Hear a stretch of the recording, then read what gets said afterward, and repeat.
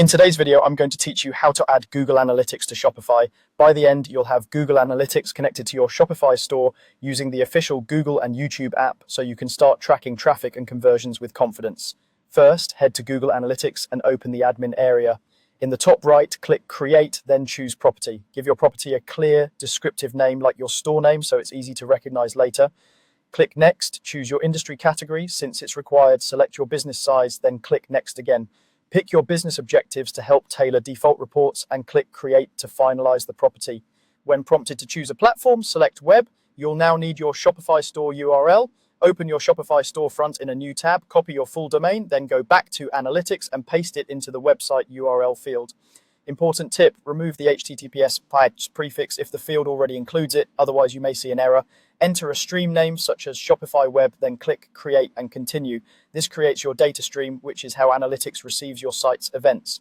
Now switch over to Shopify and log into your admin. In the Apps section, click Add, then open the Shopify App Store, search for Google and select the Google and YouTube app. Click Install and confirm the installation when prompted. Inside the app, click Connect Google Account and choose the same Google account you used for Analytics.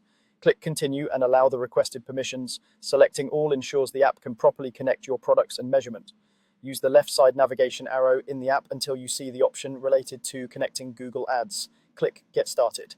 Next, find the section for Google Analytics and click Connect for your Google Analytics property. Choose your newly created property when prompted. You may see an option to confirm email updates.